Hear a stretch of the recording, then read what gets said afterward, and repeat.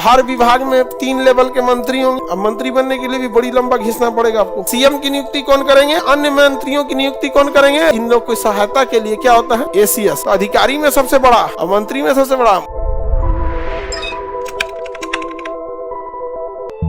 Article 164 में कहता है नियुक्त जो मंत्री एवं चीफ मिनिस्टर यानी सीएम एवं अन्य मंत्री की नियुक्ति, अन्य मंत्री की नियुक्ति, किसकी नियुक्ति, अन्य मंत्री की नियुक्ति। सीएम की नियुक्ति कौन करेंगे, राज्यपाल। और सीएम के सलाह पे अन्य मंत्रियों की नियुक्ति कौन करेंगे, राज्यपाल। कौन करेंगे, राज्यपाल। याद रहेगा, सीएम तथा अन्य मंत्रियों की नियुक्ति, सीएम की नियुक्ति कौन करेंगे, राज्यपाल। अन्य मंत्रियों की नियुक्ति भी राज्यपाल करेंगे। समझ में आ गया कि नहीं आ गया। आर्टिकल 163-64 वहां आपको पढ़े थे 74 और 75, 74 और 75। राष्ट्रपति को सहायता एवं सलाह देने के लिए एक मंत्री परिषद होगा जिसका अध्यक्ष प्रधानमंत्री होगा। प्रधानमंत्री की नियुक्ति तथा उसके सहयोग से उसके कहने पे अन्य मंत्रियों की नियुक्ति कौन करेगा, राष्ट्रपति। बस उसको यहाँ किस में कन्वर्ट कर देना है, राज्यपाल और मुख्यमंत्री में। राज्यपाल और मुख्यमंत्री। बताइए केंद्र में जो मंत्री बने थे वो कितने कैटेगरी के थे, 4।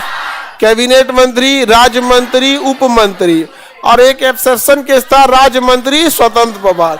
यहाँ पे भी वही होगा कि अगर मान के चलिए आपका शिक्षा विभाग है, कौन सा विभाग, शिक्षा विभाग, तो हर विभाग में 3 लेवल के मंत्री होंगे। पहला होगा कौन सा, कैबिनेट मंत्री। इनके नीचे लेवल के होंगे राज्य मंत्री और उस सबसे छोटे मंत्री उप मंत्री हो गए। तो हर विभाग में कितने मंत्री होते हैं, 3।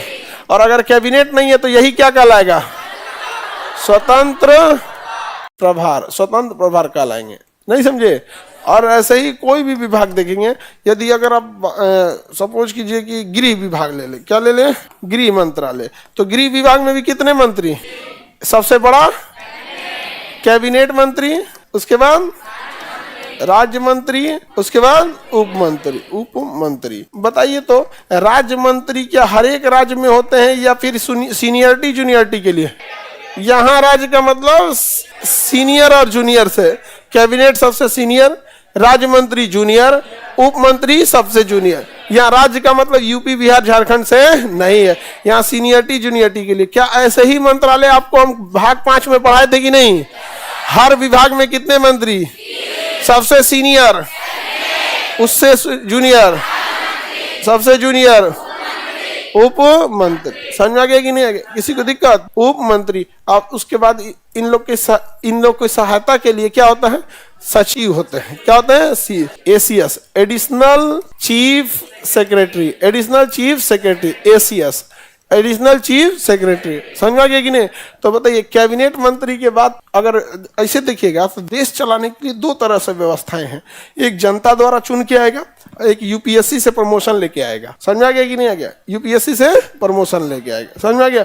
जनता द्वारा चुन के आएगा तो मंत्री क्या बनेगा, मंत्री। और यूपीएससी से प्रमोशन लेते हुए आएगा तो बड़ी लंबा प्रमोशन होता है भाई, 10-15 साल तो डीएम बना के छोड़ देता है। समझ में आ गया कि नहीं। डीएम का दिमाग नोचाते रहता है, ऊपर से जो ऑर्डर आ जाएगा फॉलो करो।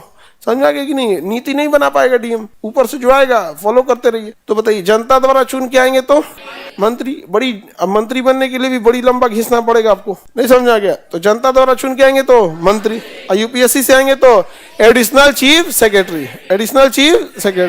अब मंत्री में भी अगर बड़का हो गया क्या, मुख्यमंत्री, तो एडिशनल चीफ सेक्रेटरी से भी बढ़ के हो जाएंगे चीफ सेक्रेटरी। कौन हो जाएंगे, चीफ सेक्रेटरी। तो अधिकारी में सबसे बड़ा चीफ सेक्रेटरी और मंत्री में सबसे बड़ा मुख्यमंत्री। समझ में आ गया कि नहीं, किसी को दिक्कत।